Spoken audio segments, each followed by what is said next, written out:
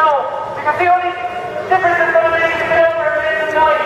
If we go, it's not going to change. They say cut back. We say fight back. They say cut back. We say fight back. They say cut back. We say fight back. There are 26,000 unemployed people in the city of 92, and we need to get everybody up the streets. There are no jobs, and there are no future. Unless we create it, it's not going to make a difference. It's not going to go away, and it's not going to change. And we need to get you all out every week, marching on. We can't do it. We fought long and hard for this country. Our ancestors were turning their graves. If they saw how the youngsters and how everybody is being too lazy and too scared to just let it go to record room and spend 10 years. Sold on to a bunch of people and run by a bunch of clowns. And we're going to march on like your man and Betty week in, week out. We're going to get the people moving. We're going to get the media listening. We're going to get the government listening. We're going to make them have a referendum on the austerity treaty. Do not clear household tax. It is not mandatory and they cannot arrest the entire country. They're starting that off at €100 and they're hoping to have it up to 1,500 in 4 years.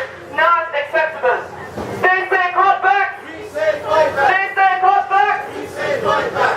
They're going to be paying $5 billion a year off of these loans and another $8 billion in interest, which is not acceptable, not doable, and can't happen. And where are the cuts going to come from? Your health system, your education system, all across the board, because they're bailing out bondholders and banks that have nothing to do with us. They say cut back. We say fight back. They say cut back. We say fight back. They say cut back. We say fight back. They say cut back. We say fight back. What was the people before? People before profit. Babies before bondholders. We've had enough. Limerick is saying no to the bullshit coming from the politicians' mouth and the lies. And we need to get everybody out in the streets, week in, week out. Come in and join us. Join on with the march. Bring your kids, your parents, your aunts, your uncles. Get an old sign together and meet us at Bedford Road 1 o'clock every Saturday.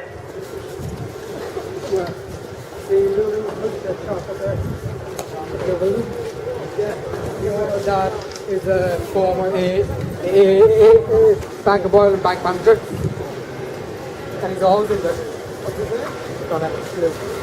They say cut back. We say fight back. They say cut back. We say fight back. They say cut back. We say fight back. They say cut back. We say fight back.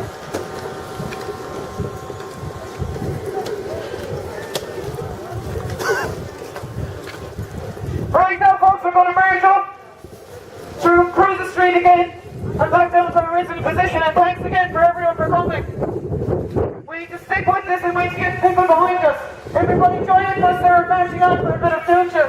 Week 3 are marching on. We'll have week 4 next week, meeting up at Bedford Row 1 o'clock every Saturday. For anyone who has enough of the government, enough of the lies, enough of the cutbacks. And if you want a real future, you're going to have to do it yourselves. This isn't a cyclical process that's going to change in 2 or 3 years' time. It's not going to fix itself. The whole system is in crisis and it's going to come to a collapse unless we change it. The entire system is corrupt. We know this.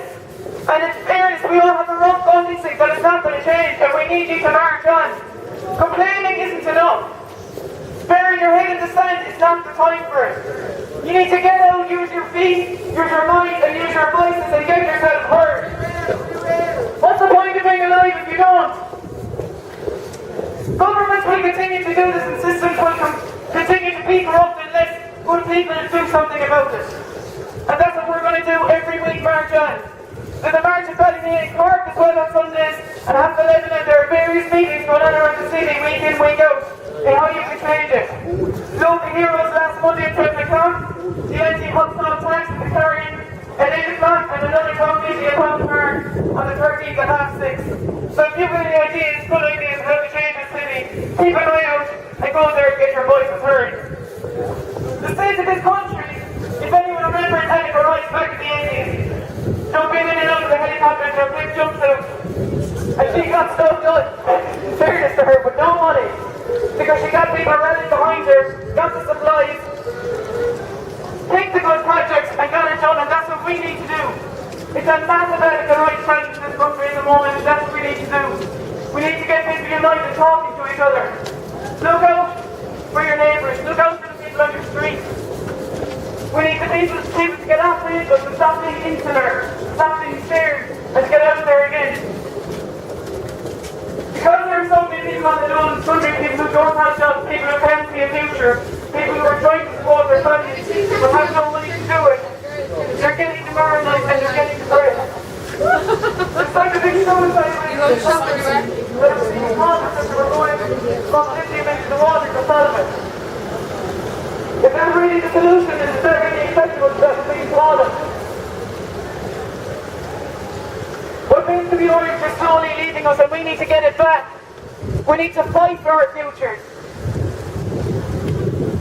We need to do it together. And when they say cutbacks, Say fight back. they say cutbacks, We say fight back. they say cutbacks, We say fight back. they say cutbacks, We say fight back. they say pay a household water charge, we say no. They say pay a water charge, we say No. they say we're going to close down another A&E, we say No. they say you're going to have to pay massive fees in college even though you won't have a job when you come out of it, we say No. they say we're going to pay about 8 billion in debt a year and you're all going to be rich, we say No. they say you hands are tied and you have no voice, and we say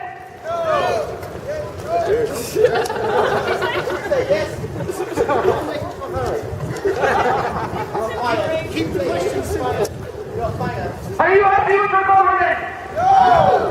Are you happy with the cutbacks? No. Are you happy with the fact that you might not get a job in the near future? No.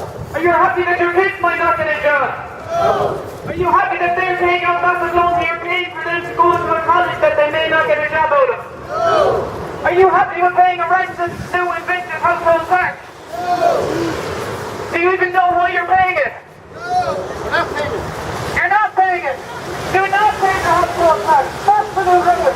What I do is I climb up to 1,500 and start saying no to the cutback. Start saying no to what you know is wrong in government. Start saying yes to yourselves. And if you have suggestions of what can be done in this country, then make a move